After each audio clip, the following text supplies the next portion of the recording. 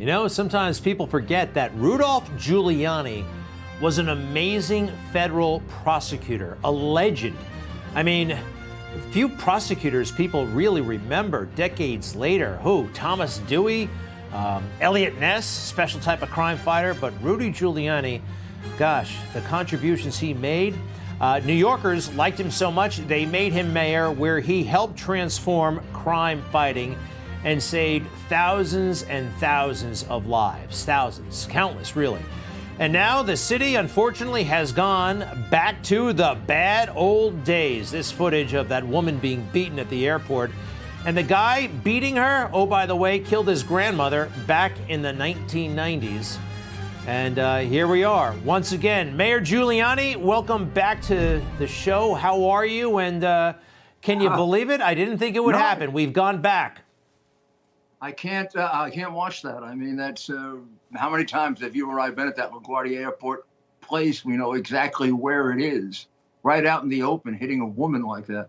I mean, I honestly thought, I'm sure everyone at the time thought this was over. I mean, we knew we were going to have crime, but not this kind of epidemic form of frightening, bold crime where a particular emphasis on elderly people, it seems.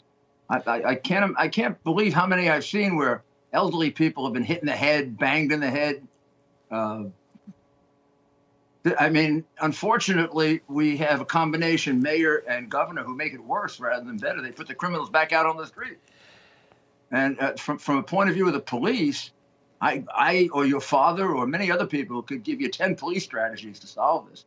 But none of them would work if the criminals got put back out on the street. There's no police strategy that solves, I catch a murderer and the judge has to put the murderer back out on the street. Well, let's go through that. And by the way, let's emphasize again, and for those who don't live in New York, this was a safe city. This 20 was years, Greg. 20 years, not 2 days. And not just me. It was me and then, you know, Mike Bloomberg and Ray Kelly. So it was 20 years. And even de Blasio for the first 2, 3, 4 years kind of had the benefit of that. Because it's hard to ruin something that was that, and I'm going to say it, you know, that almost perfect from the point of view of, I don't think law enforcement has ever been at that high a level, except during that 20-year period.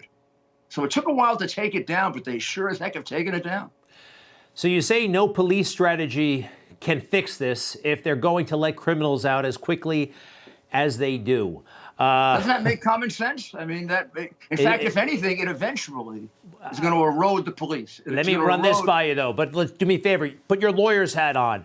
I mean, there's got to be something else, like the guy with the axe who gets paroled 20 minutes later, not paroled, but released on 20 minutes later.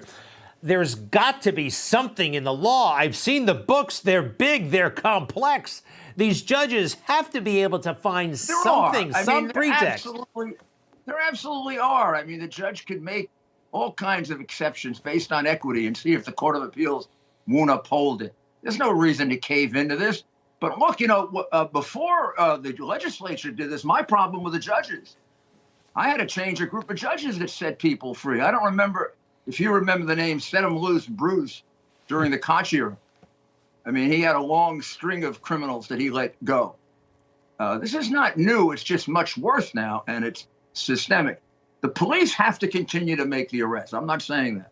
If anything, it creates the political desire, the need, the imperative to change this. This is going to get changed. I don't know how many more people they're going to let die before it changes, but this is going to get changed. It's going to get changed in spite of Hochul, in spite of Adams, in spite of Biden, in spite of the left-wing criminal-loving lunatics. Well, let's talk about, you say the police they must make the arrests, but, I mean, I can understand what they call the Ferguson effect, you know, backing off because the public, a good chunk of them are not supportive. They break out the cell phone cameras. They want to get somebody in trouble.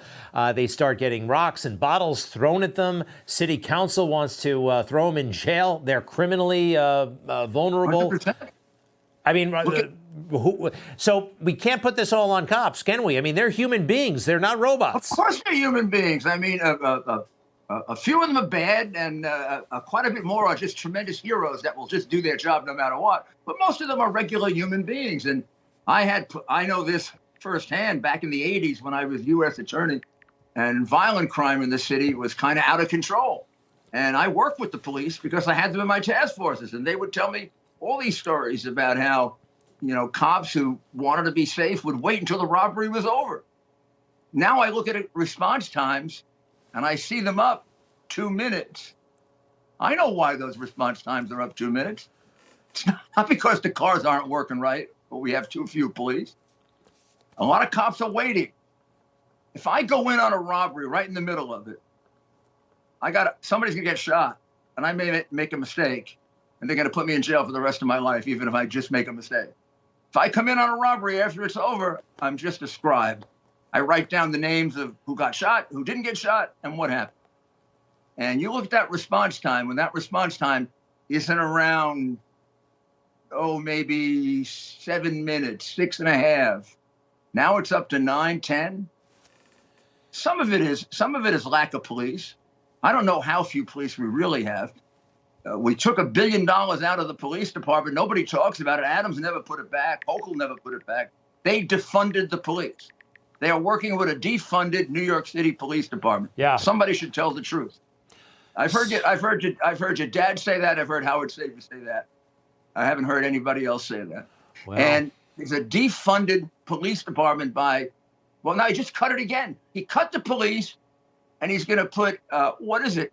He's asking for $400 million for the immigrants. We have a total incompetent. He is a total incompetent as mayor. And there's got to be a great awakening. I don't know how we're going to get out of this, but we are. This could be worse somehow. than de Blasio. He's 10 times worse. Mr. Mayor, you were fantastic. To be continued, sir. We'll be right back.